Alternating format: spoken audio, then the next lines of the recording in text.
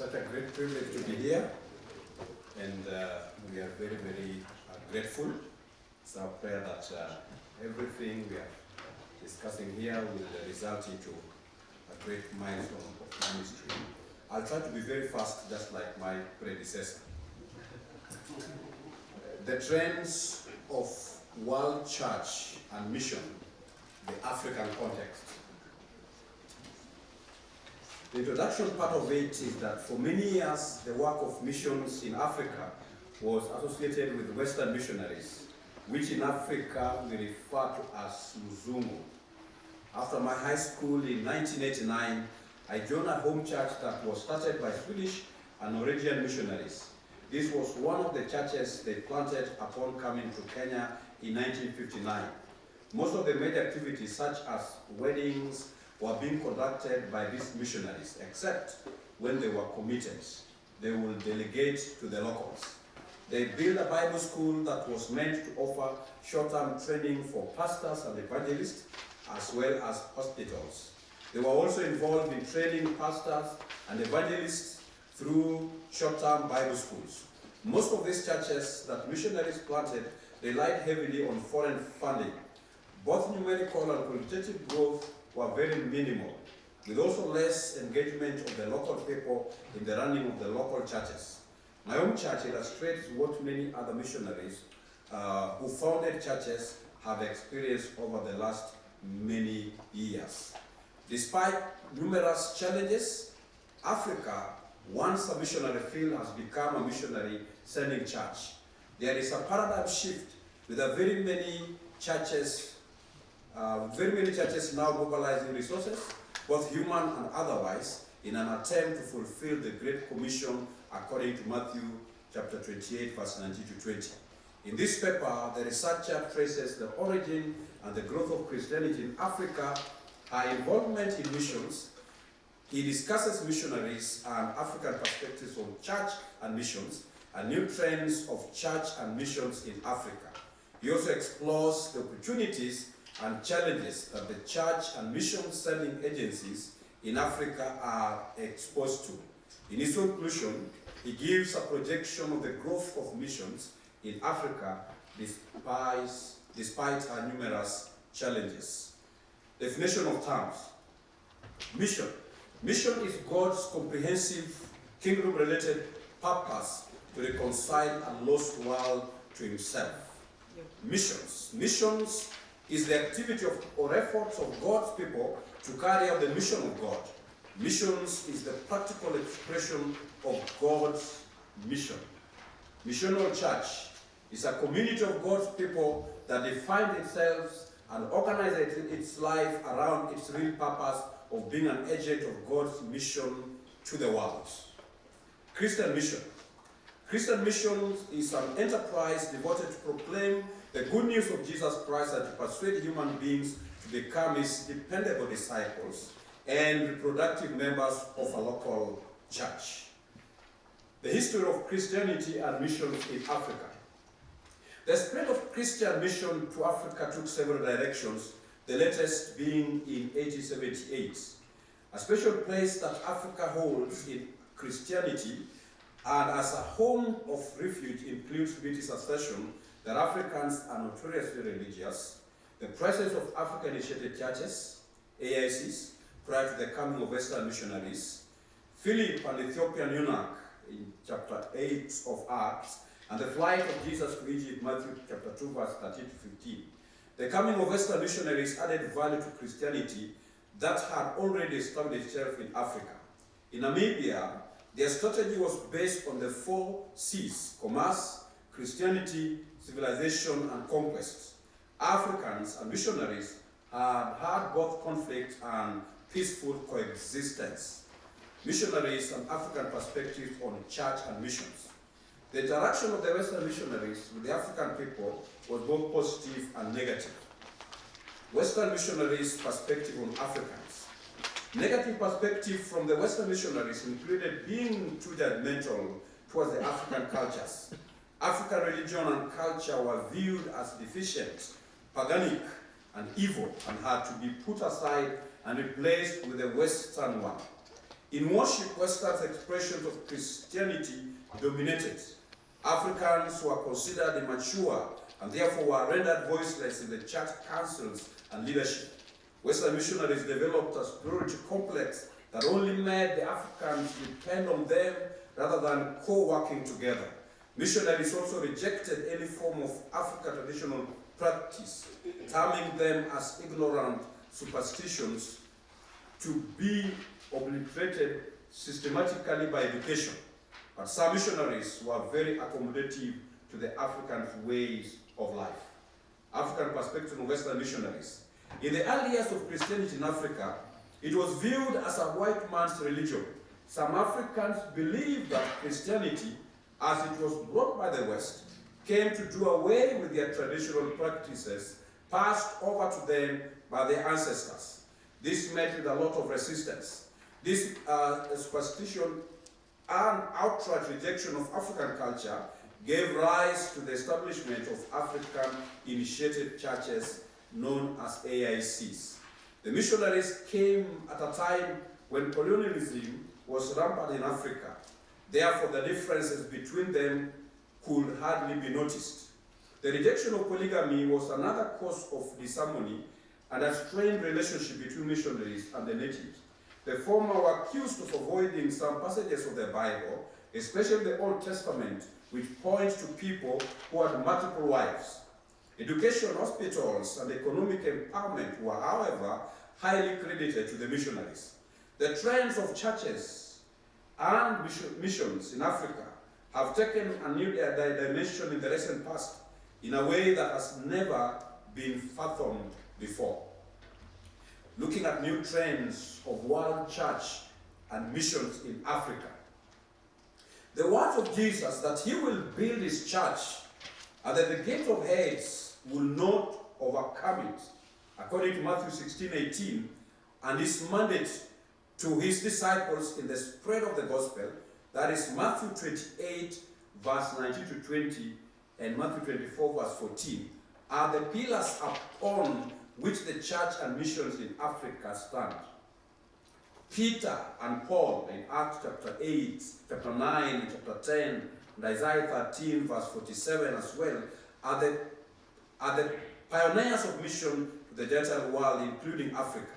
As observed, Africa has been home to Christianity for decades. Africans from Egypt and Libya, Acts chapter 2, embraced faith. Acts 13, verse 1 to 3, mentions Simeon, Paul, Niger, and Lucius of Cyrene. Christians such as Augustine of Hippo and Tertullian are unforgettable Christians from North Africa. The shifting of Christianity from the north to the south, with special focus on Africa, is something that many scholars have written about. Walls calls African Christianity potentially the representative Christianity of the 21st century. BT emphasizes this prideful and central place Africa has acquired, the centers of the church's universality. No longer in Geneva, Rome, Athens, Paris, London, New York, but Kinshasa, Buenos Aires, Addis Ababa, and Manila. Africa, now being the center of gravity from being a home of witchcraft and traditional religions, was very surprising. In 1910, only 9% of African population was Christian. It was only 25% Christians in 1950. In 1970, it had grown to 38.7%, 143 million people. But it was 48% Christian in 2001. And by 2020, it had grown up to 49.3%. That is 631 million people. The growth of Christianity in Africa is faster than the rest of the world. In 1900, 80% of world Christians lived in Europe and North America. But in the recent times, over 60% of world Christians are now from the South making Africa especially the heartland of Christianity in the contemporary times. There was a projection that by 2025, which is this year, there will be about 2.6 billion Christians, of whom 633 million will live in Africa, 640 million in Latin America, and 460 million in Asia. We are in 2025, and given current trends, there is no doubt that the said number has been surpassed. It is also noted that Africa will have the largest Christian population by 2060, with 4 in 10 Christians living in the region. How is it that within a very short period, Africa has suddenly come to the limelight as a continent with the fastest growing number of Christians in the world? These questions led us to explore the factors behind this rapid growth in the church and mission in Africa. So let's look at the factors that have led to the growth of the church and missions in Africa. Tennant outlines 7 mega trends that are shaping 21st century missions. The collapse of the Christendom, the rise of postmodernism, theological, cultural, ecclesiastical crisis, the collapse of the West reaches the rest paradigm, changing face of global Christianity, the emerging of a 4th branch of Christianity, globalization, immigration, urbanization, and new technologies, and a deeper ecumenism. While there might not be a direct relationship between these mega trends and the shift in global Christianity that is being witnessed in the global south, with special reference to Africa, it is the decline of the West that has given rise to the faster growth of the church and missions in Africa. The West, for a long time, has been the sending church, while Africa has been on the receiving end. The tides have changed, and now Africa has become the sending center for missions. This is an opportunity, but at the same time, a challenge that will be explained shortly. Factors that have contributed to the growth of the church and mission in Africa are numerous. First is the unique place that Africa holds in the Bible as the place of refuge for our Lord Jesus Christ. Walls also posits that Western theology was first made in Africa. Here, wall refers to Tertullian, Augustine of Hippo, among others of North African scholars, as well as being a source of innovation. But secondly, the presence of many African-initiated churches, referred to as AICs, has also contributed to the growth of the church and missions. One of the remarkable contributions of AICs is the indigenization of Christianity, which has ensured that the African identity is retained. Third is being non-denominational. Working together among churches in Africa has caused unity and growth. Fourth, many languages and diverse cultures that characterize Africa have led to meaningful and fruitful engagement with the local people. Fifth, the production literature in the local languages has helped in the advancement of the gospel. Sixth, the translation of the Bible into local languages has made the Christian faith appealing. Seventh, the West has become a mission field. The African church has been on the receiving end. It is now her turn to give back to the West by sending missionaries and supporting them with African money. Eighth, effective strategies for missions that include participant observation. This allows missionaries to gain first-hand insight into local customs, belief systems, and social structures. Ninth, is cultural sensitivity. Recognizing and respecting local customs, traditions, and taboos is crucial for building community trust. A good example is the Asante Kingdom in West Africa, in which the Anglican Church permitted the accommodation of some local cultural practices into worship, including music and dancing. 10th, collaborative approaches. Missionaries should work together alongside community members, involving them in decision-making process and development initiatives. 11th, socio-economic approaches that extend beyond the spiritual realm. This may include establishing schools, healthcare facilities, and vocational training programs to uplift communities economically. 12. High fertility rate. The United Nations forecast that by 2050, the population of sub-Saharan Africa will hit 1.3 billion. The Pew Research Center projects the number will reach 1.9 billion by 2050. 13th, spiritual hunger.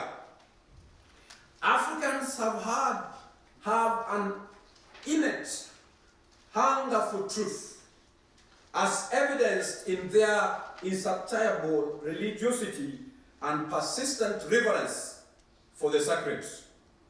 As David Wind observes, nowhere in the world is Christianity growing so rapidly, some 6,000 conversions a day, as it is in Africa. Even among the Muslims, this spiritual hunger is evident. They are getting saved in large numbers. 14th, signs and wonders. Lamin Sane points out how Africans' love for healing makes it easier for them to appreciate the healing works of Jesus. 15th, the relational aspect of the Christian message. The essence of Christianity is a vital relationship with God on a personal level. This makes it appealing to people who used to worship nature and inanimate objects. 16th, migration to urban centers. Many people move to urban centers in search of more employment opportunities, educational resources, and better living standard. Finally, the presence of missionaries from abroad is symbiotic in relationship. The continuing flow of missionaries from abroad, notably from North America, and its partnership has served well between the West and the global South. Examples, looking at examples of missions involvement in Africa. As many already know, Africa has produced Christian thinkers and apologists such as Tertullian, Perpetua, Felicity, Clement of Alexandria, Origen of Alexandria, Cyprian, Athanasius, and Augustine of Hippo, whose influence has continued through the generations. Looking back through history, Antony, AD 300, hermit monk from Egypt, initiated the monastic movement that became the characteristic expression of deeper spirituality in Europe, and Augustine of Hippo carried on the tradition. Africans have long demonstrated a deep thirst for spirituality, as evidenced by the widespread prayer movements across the continents. Among the outstanding figures of prayer is Samuel Ajayi Crowther, the first African bishop of the Anglican Church, a West African who worked tirelessly to ensure that the evangelization of Africa was not left solely in the hands of the Westerners. In modern times, notable figures who pursued noble causes for Africa include Michael Cassidy and Bishop Desmond Tutu, the late. both of whom played significant roles during South Africa's tense transition to majority rule. The latter, in particular, chaired the Truth and Reconciliation Commission after the end of apartheid and the beginning of democratic governance. Furthermore, several African scholars have made significant contribution to the growth of Christianity and missions in Africa. For example, John Beatty, as early as 1970, introduced the world to African religions and philosophy. Bian Kat of Nigeria helped Westerners understand theological pitfalls in Africa. And Kwame Bediako of Ghana, in his book, Christianity in Africa, the renewal of a non-Western religion, sought to renew the vitality of African Christianity. There are also many examples of individuals and organizations whose missionary work has influenced society. Enoch Ajayi Adeboye, the General Overseer of the Redeemed Christian Church of God, is such an example. Under his leadership, RCCG expanded into a global network and invested heavily in church planting, missions, and large-scale evangelistic events across Africa and the diaspora.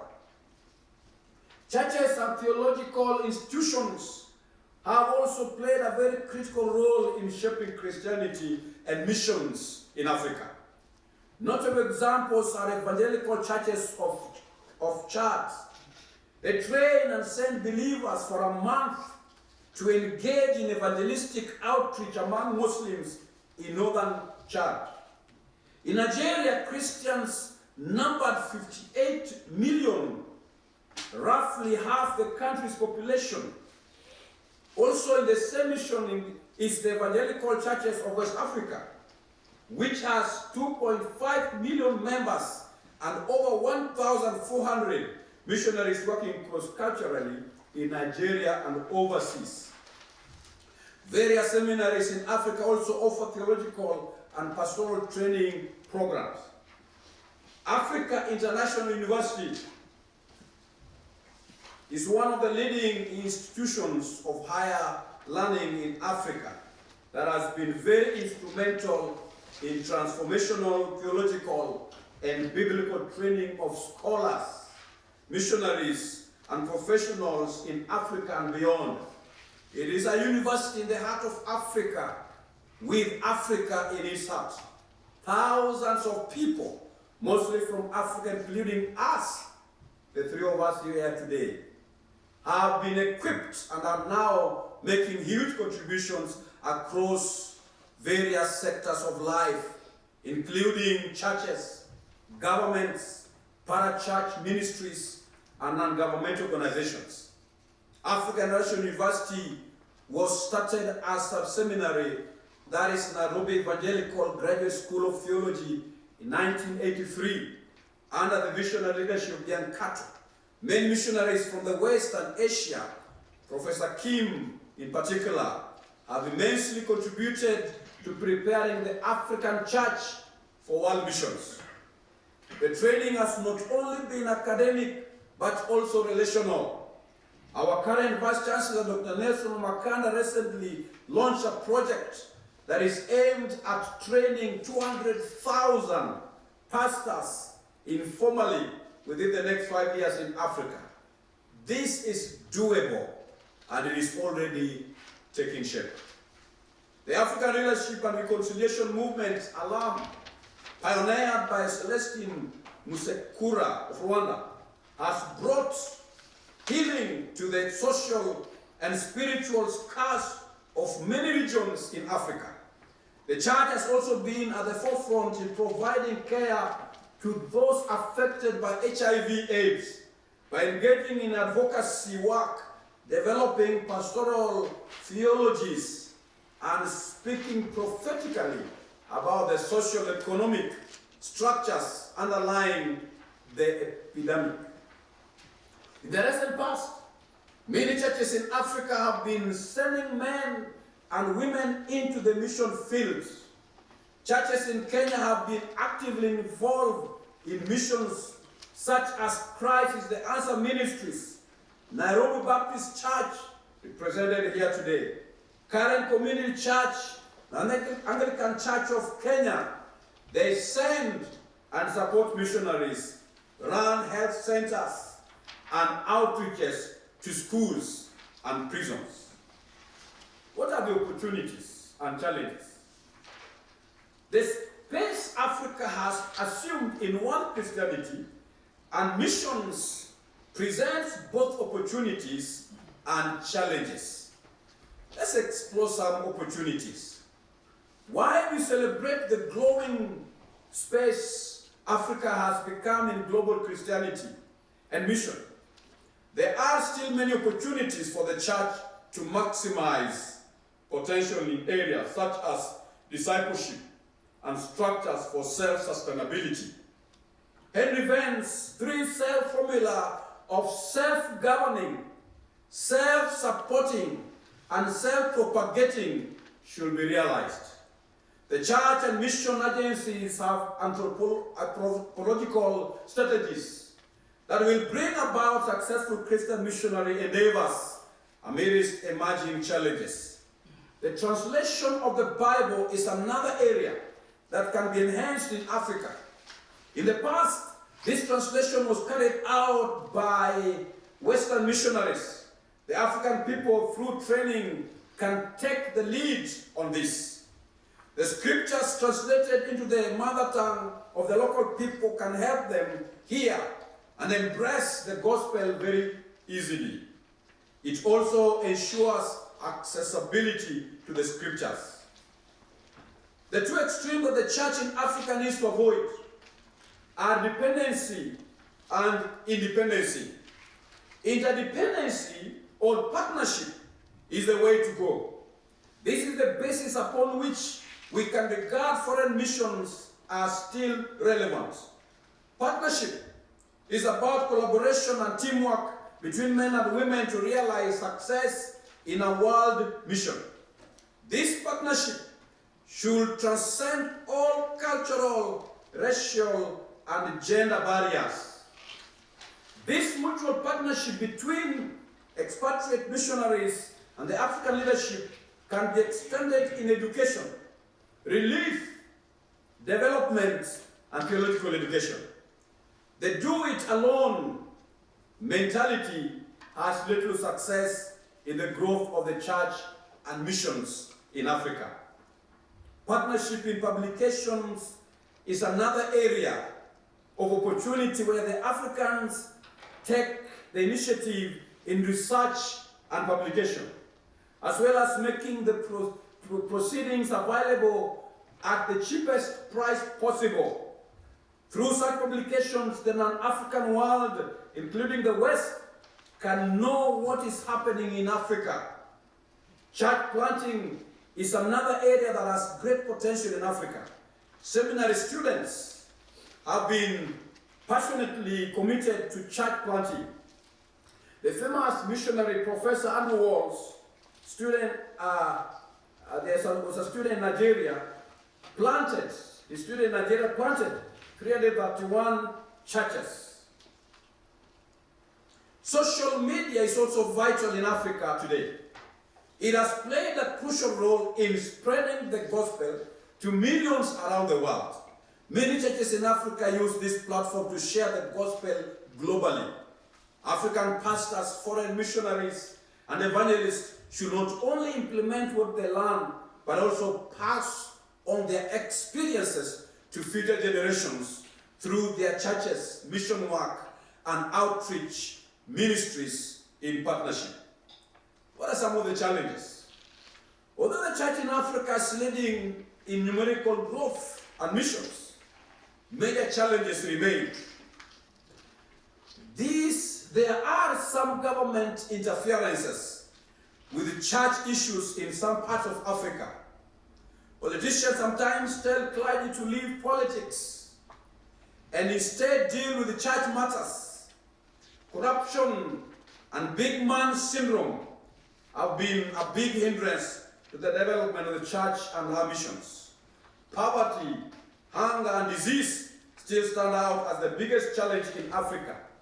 The UN Food and Agriculture Organization estimates that 233 million people in sub-Saharan Africa were hungry or undernourished between 2014 and 2016. Its most recent estimate. Poverty is eating up the church leadership in Africa. This means they are limited to providing direction on issues that require their attention. Causes of poverty include conflict, natural diseases, and calamities such as drought and climate change, low agricultural productivity, malnutrition, disease, and population growth. Some churches, especially those that are affiliated with the West, remain on the receiving ends. They are unable to renovate their debilitated church buildings or construct new ones. But poverty in Africa should not be viewed in a single dimension, but rather as multidimensional, encompassing economic, social, cultural, and political dimensions. Disease is a major challenge in Africa. In 2015, for example, the United Nations found that approximately 1.6 million Africans died of malaria, tuberculosis, and HIV-related illnesses. Many African societies still observe the traditions of their forefathers. Therefore, how to integrate culture and the gospel remains a challenge. This was one of the areas the Western missionaries were unable to penetrate, since they also presented the gospel within their cultural domain. Bediako's prescription, as quoted by Haman, is that the Western Christians must acknowledge and name their cultural blinkers in order to begin the process of disambiguating the gospel of Jesus Christ from Western culture. Other challenges include a lack of sound theological foundation, hence the spread of false doctrine. The mushrooming of African independent churches, AIC, some of which focus only on the prosperity gospel. Titeno rightly observes, numerous preachers have convinced multitudes of Africans that they deserve wealth and that prosperity awaits them if they accept the Christian faith. Some Christians have reverted to their former lifestyle after failing to acquire wealth and prosperity they were preached to. Due to limited or lack of sound theological training, syncretic practices such as voodoo, divination, and other traditional religions mixed with Christian faith have become common. Lack of unity among churches has led to focusing on denominational issues, leaving other important issues of common interest unattended. There is a very serious debate about how the church and the state should relate to each other. Drawing a balance has always been a challenge to both church leaders and state officials or politicians in Africa. The spread of Islam in different parts of Africa has posed a challenge to Christianity. It is estimated that 41.3% of the population of Africa is Muslim, while 48.4% is Christian. The growth rate of Christianity is only fractional ahead of that of Islam.